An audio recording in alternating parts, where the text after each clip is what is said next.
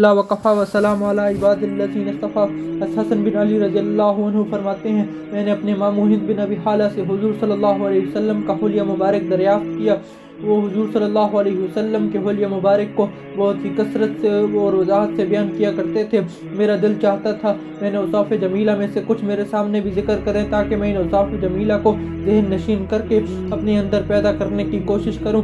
حسن رضی اللہ عنہ کی عمر حضور صلی اللہ علیہ وسلم کے وصال کے وقت 7 سال کی تھی، اس لیے کم سنی کی وجہ سے آپ کے اوصاف جمیلہ کو غور سے دیکھنے اور محفوظ کرنے کا ان کو موقع نہیں ملا۔ ماموں جان نے حضور صلی اللہ علیہ وسلم کے حلیہ شریف کے متعلق یہ فرمایا کہ آپ خود اپنی ذات و صفات کے اعتبار سے بھی شاندار تھے، دوسروں کی نظروں میں بھی بڑے رتبے والے تھے۔ آپ کا چہرہ مبارک 14ویں رات کی چاند کی طرح چمکتا تھا۔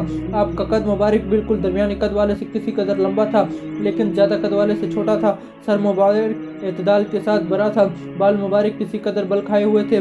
اگر سر کے بالوں میں اتفاقت خود مانگ نکل آتی تو آپ رہنے دیتے، ورنہ آپ خود مانگ نکالنے کا اہتمام نہ فرماتے، یعنی بسہولت مانگ نکل آتی تو نکال لیتے، اور اگر کسی وجہ سے بسہولت نہ نکلتی اور کنگھی وغیرہ کی ضرورت ہوتی تو اس وقت نہ نکالتے، کسی دوسرے وقت جب کنگھی وغیرہ موجود ہوتی تو نکال لیتے۔ جس زمانے میں آپ کے بال زیادہ ہوتے تھے تو کان کی لو سے بچ جاتے تھے۔ آپ کا رنگ نہایت چمکدار تھا اور پیشانی کشادہ۔ آپ کے آئیبرو خمداد اور باریک اور گنجان تھے۔ دونوں آئیبرو جدا جدا تھے، ایک دوسرے سے ملے ہوئے نہیں تھے۔ ان دونوں کے درمیان ایک رگ تھی جو غصے کے وقت ابھر جاتی تھی۔ آپ کی ناک بلند مائل تھی اور اس پر ایک چمک اور نور تھا۔ ابتدا دیکھنے والا آپ کو بری ناک والا سمجھتا، لیکن غور سے دیکھنے پر معلوم ہوتا حسن و چمک کی وجہ سے بلند معلوم ہوتی ہے، ورنہ فی نفع زیادہ بلند نہیں تھی۔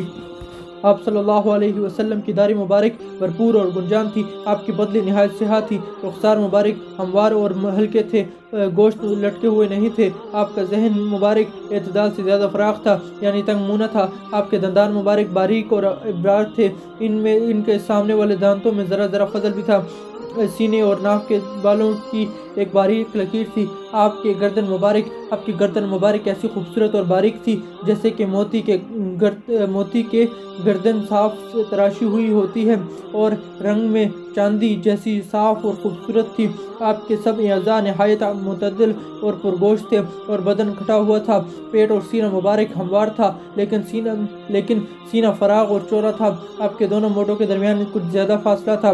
جوڑوں اور ہڈیاں قوی اور بری تھیں جو قوت کی دلیل ہوتی ہیں۔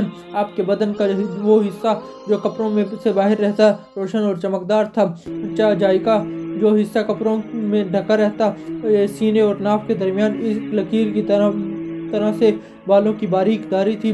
اس لکیر کے علاوہ دونوں چھاتیاں اور پیٹ بالوں سے خالی تھا، البتہ دونوں بازو اور کندھوں کے اور سینے کے بالائی حصے پر بال تھے۔ آپ کا کلائیاں لمبی تھیں اور ہتھیلیاں فراخ۔ آپ کی ہڈیاں معتدل اور سیدھی تھیں، ہتھیلیاں اور دونوں قدم گدار اور پرگوشت تھے۔ ہاتھ پاؤں کی انگلیاں تناسب کے ساتھ لمبی تھیں۔